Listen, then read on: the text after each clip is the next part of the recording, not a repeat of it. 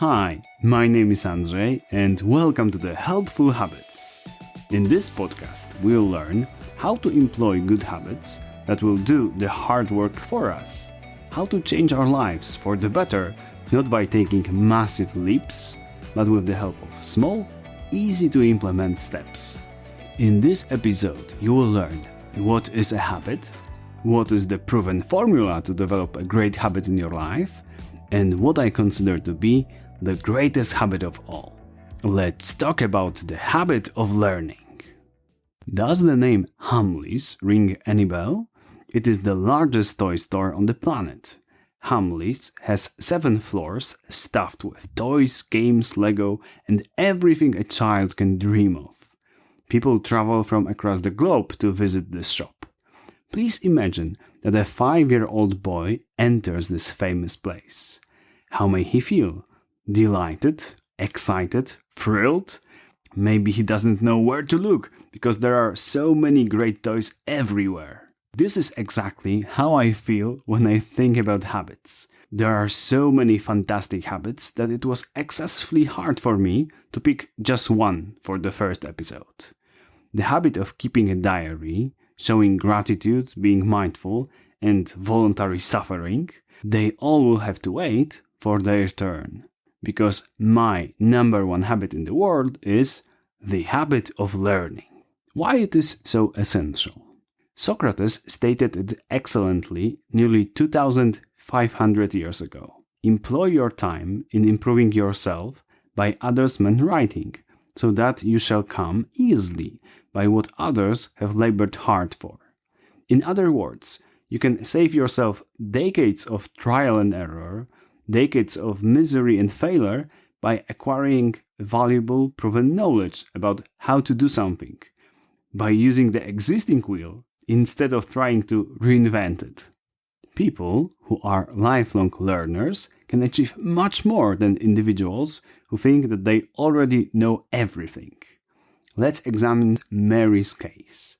Mary is a business trainer. She conducts training courses all across Poland.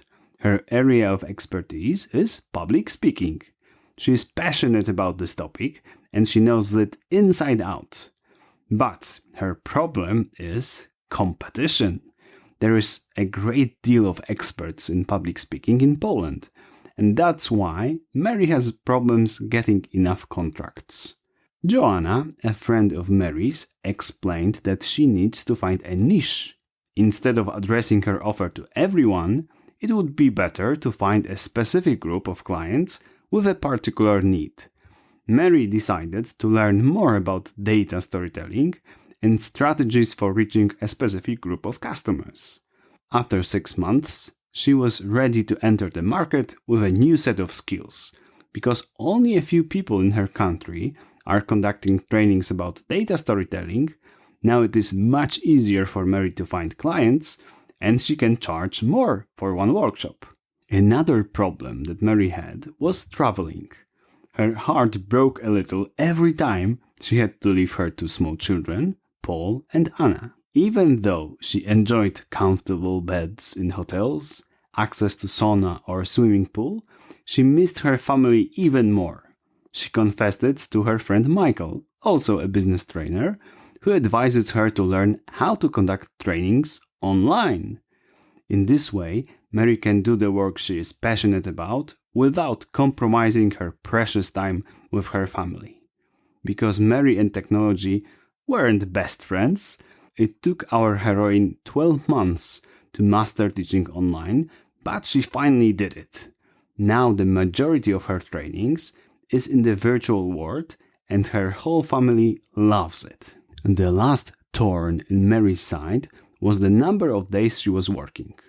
Although she earned good money, she didn't spend as much time with her kids and husband as she'd like to. Her health and fitness were also neglected. If only I had more time, thought Mary constantly. One day, she decided to think and write down ideas about what she could do to work less. The best one, in her opinion, was to polish her English and conduct trainings for big international companies. In this way, she can earn a salary in a different currency euros, pounds, or dollars, and because of that, she can get twice or even thrice more for the same job. It took Mary 3 years to become fluent in English and acquire international contacts with corporations, but she finally did it. Now she has time to take care of herself and her family, and she loves her life more than ever before. Learning new skills, data storytelling, marketing, teaching online English, took her a lot of time, effort, and money, but in the end, it helped her to solve all of her problems. Instead of complaining about how bad her initial situation was, she took her life into her hands and changed it step by step. I hope this story stresses how important it is to learn, not only at school or university, but long after that, for her lifetime. Even though Mary was a fictitious character, the described events really happened because her story is my story. I change a few details like, in reality I have 4 children, not 2, and a wife, not a husband, but most facts are authentic. How can you develop a habit of learning in your own life? Behaviors. Now we know why the habit of learning is so crucial. Let's discuss how you can implement it in your life. There are numerous ways how you can learn something new. The easiest ones are listening, watching, and reading. You can listen to thousands of podcasts and audiobooks, often for free, anywhere and anytime you want. When you are driving to work, washing the dishes, or walking in the park with a dog or kid. On YouTube, millions of videos are awaiting you to watch them. You can get the information you need within a couple of minutes. For example, how to clean up your coffee machine or redirect messages from your new email address into the main one. In books, you will find answers to most of your questions, for example, about a healthy diet, how to build an effective website, or even about the purpose of life. How can you activate a habit of learning? Triggers. Habit is more than just a behavior. It is a combination of a trigger, a stimulus that tells you, do it now, and an automatic reaction to it. If you want to learn something new every day effortlessly, you need to find a good trigger for this behavior. There is an ocean of possible good activators of a habit. It could be a feeling of boredom, of excitement, a sound of an alarm clock, car door closing, or a place, entering the bathroom, leaving the office. But in most cases, the best trigger for a new habit is an old habit that already exists in your life. For example, brushing your teeth. You can pair the old habit with the new one, like this. After I brush my teeth, I'll immediately open a book and read few pages. Because you brush your teeth every day, probably more than once, it will be easy to incorporate reading into your life, just by adding the second step. First teeth, then reading. Very simple, easy to remember at the beginning. And after some time, it will become second nature for you to read after brushing your teeth. Another great trigger of habit of learning is a feeling of boredom connected with waiting for something. Standing in line at the checkout in a supermarket, changing the lights from red to green, boiling water in the kettle, etc. Every time after you experience boredom or impatience, you should just immediately put the headphones on and start listening to an inspiring podcast or audiobook. The same principle applies when you begin doing a simple activity that doesn't require thinking.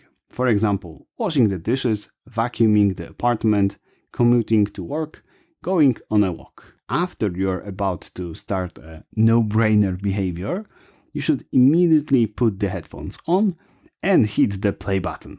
What about watching videos? What can be a good trigger for this way of learning? Sometimes it is just a need to know how to do something.